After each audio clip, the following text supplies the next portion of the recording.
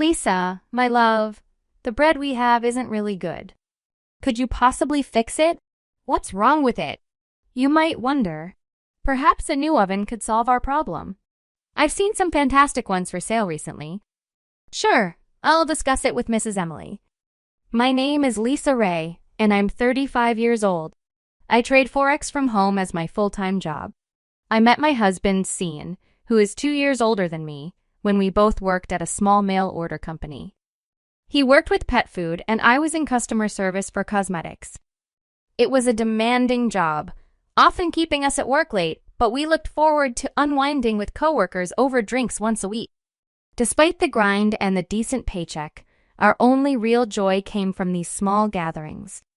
It was during these times Cian and I began dating, and we got married 3 years later. After getting married, I took a break from work and soon discovered Forex trading. I dove into learning everything I could, buying books and practicing online. It wasn't easy, but I dedicated myself to it, eventually developing a successful trading strategy. However, my in-laws, who now live with us, don't quite understand what I do. When my father-in-law retired and considering their limited pension, my husband suggested they move in with us into our 3-bedroom condo, which I now pay for thanks to my Forex trading income. We'd assured them they're welcome and not to worry about expenses. I don't bother with household chores. We have a housekeeping service for that. Mrs. Emily takes care of everything, including cooking, which is a huge help for us. I dedicate my days to mastering Forex trading and sharing my insights on blogs rather than tackling household chores. However, my in-laws were initially understanding when they moved in. Their attitude shifted after a couple of months. They started to question why I, being always at home, didn't engage in any housework, labeling my job as mere gambling and a trivial pursuit in front of a computer. These complaints were never directly addressed to me, but I sensed their discontent through the indirect remarks they made to my husband. Since my husband no longer needs to worry about rent or living costs, thanks to my trading income, he has indulged in his love for fashion, donning custom suits and brand-name accessories. His newfound freedom to spend on luxuries has made him quite happy. He used to defend me against any grievances from my in-laws, but that has recently changed. He started critiquing me for always being on my computer, not wearing makeup, and sticking to sweatpants around the house, suggesting I should dress up more appealingly at home. This took me by surprise. Why should I dress up and wear makeup just to stay home? It led to a disagreement between us, with him expressing a desire for me to look more cute for him, a notion I found unnecessary and odd. Following this discussion, I noticed my husband began to echo my in-laws' complaints about me. One evening, I accidentally overheard a conversation among them criticizing my supposed arrogance and indifference to household chores. They speculated that I looked down on them for their previous living situation and believed I considered myself superior because of my income from Forex trading, which they dismissed as simple luck that anyone could replicate. They even went as far as to mock my appearance, questioning my self-worth. This entire situation has highlighted a rift in understanding and appreciation for what I do and the financial contributions I make to our household, casting a shadow over the dynamics within our family. I've been working from home for a while now, cherishing the mornings when my husband and I could enjoy breakfast together before he headed off to his job at the company where we both used to work. Unfortunately, he starts his day quite early, which means he often comes back late. Our breakfasts were a precious time for us. Yet recently, he's begun skipping them, claiming he'd rather eat on the go or not at all. This change didn't go unnoticed by my mother-in-law, who criticized my husband's new habit with a sneer, suggesting that he was growing tired of having a wife who didn't perform her duties. I found this remark outdated, especially since Mrs. Emily handles all our household chores efficiently, ensuring everything is in perfect order. My rebuttal that the concept of wife duties is outdated sparked a disagreement, particularly with my mother-in-law, who holds traditional views very dear. She couldn't understand my perspective, emphasizing the importance of fulfilling these roles regardless of our arrangements for housework. The fact that I was financing it didn't seem to matter to her. She believed that bringing up financial contributions was inappropriate. I noticed my in-laws have been living quite comfortably without the worry of expenses, thanks to my financial support. My mother-in-law, for instance, often socializes with neighbors, flaunting expensive designer bags, while my father-in-law dedicates a significant portion of his pension to his golfing passion, even purchasing new golf clubs. This spending puzzled me, given that I was covering all household costs, including rent. However, with nowhere else for my in-laws to go, I felt compelled to tolerate the situation. Around a month after my husband began missing our breakfasts, he started traveling more for work, involved in a project to import leads from Thailand. These trips became increasingly frequent, often extending over weekends. As he ventured abroad, I was left to ponder the shifting dynamics of our household and the challenges of balancing personal ambitions with family expectations. I had plans to grab lunch with my friend Shirley at an upscale Italian restaurant we both enjoyed. It was a place I had visited before with Cian, my husband. However, during our meal, as we were enjoying some wine, Shirley pointed out Cian exiting the restaurant with a woman. This was shocking because he was supposed to be on a business trip to Thailand. The woman with him was notably younger, and the sight reignited Cian's earlier remarks about wanting me to look cute for him. The realization that Cian might be unfaithful led me to hire a private investigator to look into his actions. Meanwhile, at home, I noticed an increase in packages arriving from my mother-in-law. When I asked her about it, she defensively asked if she needed my permission to shop. It turned out she had developed a penchant for online shopping, particularly for designer bags and accessories. However, her excitement seemed misguided, as many online deals are too good to be true, often resulting in fake products. One day, she came to me with a concern about her latest haul 5 bags she bought at a suspiciously low price, fearing they might be counterfeit. Indeed, upon inspection, the bags were clearly imitations. I advised her to attempt a return, but contact with the seller proved impossible. The phone number was disconnected, and emails went unanswered.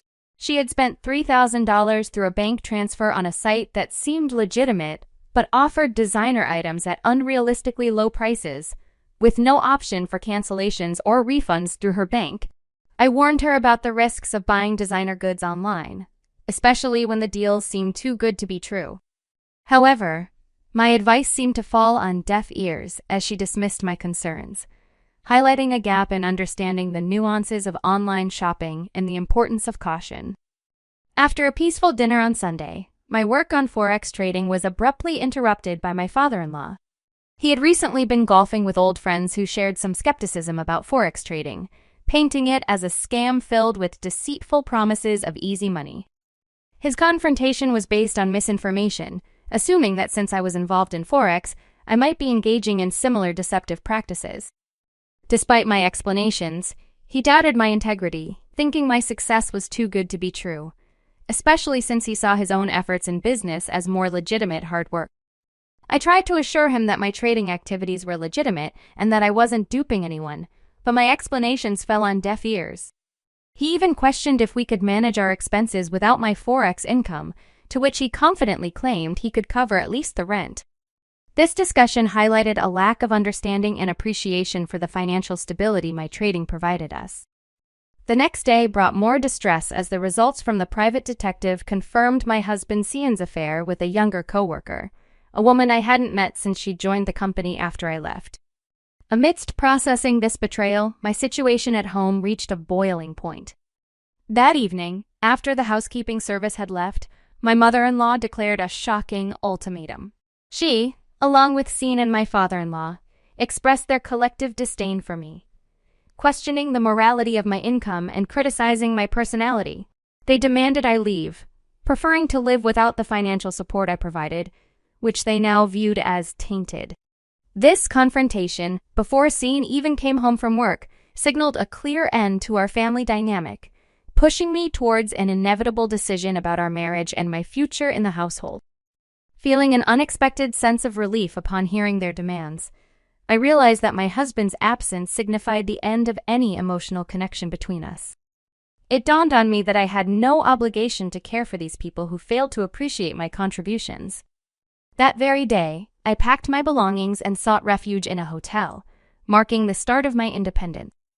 The discovery of my husband's affair facilitated a swift divorce process, during which I secured alimony, a testament to my newfound assertiveness. I found solace in a one-bedroom apartment, an ideal sanctuary for a fresh start, and shifted the lease of our shared apartment to my ex-husband, effectively severing our household ties. Months later, my ex-husband reached out, seeking a meeting at my new place, a request that filled me with apprehension. His arrival, accompanied by my former in-laws, confirmed my suspicions of their desperate circumstances. Amid tears, my ex-husband pleaded for reconciliation, revealing their dire financial straits due to an inability to afford their rent, a predicament that left them on the brink of eviction. The root of their woes traced back to my ex-husband's ill-fated venture into the LED import business. His investment in defective Thailand LED lights resulted in a catastrophic failure, compounded by communication issues and contractual ambiguities that prevented any recourse. His subsequent attempt to salvage his finances through forex trading, without the necessary knowledge or preparation, ended in disaster, draining his remaining savings. Meanwhile, my ex-father-in-law's venture into the stock market, driven by a similar hope for quick gains, also collapsed, leaving them financially destitute. Confronted with their pleas for assistance, I couldn't help but question the whereabouts of my ex-husband's younger companion, highlighting the irony of their situation. Their fall from grace underscored a harsh lesson in responsibility and the consequences of unwise financial decisions, leaving them in a predicament of their own making, far removed from the stability and support they once took for granted in our shared life. He admitted to losing touch with his younger girlfriend, rationalizing that there was no allure for her to remain with someone who had lost his job. In a desperate bid for redemption, he appealed to me, proclaiming I was the one he truly needed and suggesting we remarry. His family echoed his sentiments, apologizing for their past misconceptions and the unjust accusations they had levied against me, particularly concerning my forex trading activities.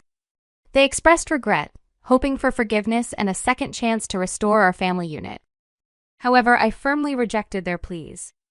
Despite their assurances of change, including promises from my ex-husband to remain faithful, my resolve was unwavering. I made it clear that any further persistence on their part would compel me to involve the police. They left, heavy-hearted and without hope. Their subsequent attempts to contact me, begging for reconciliation, were consistently denied. The fate of my ex-husband and his parents no longer concerns me. I've chosen to sever ties completely. Yet, in the solitude of my continued success as a trader, I felt the stirrings of loneliness. Seeking companionship, I confided in my friend Shirley, who has kindly offered to introduce me to someone new. We've arranged to meet this person tomorrow, and I find myself eager for this fresh beginning, hopeful for what the future may bring.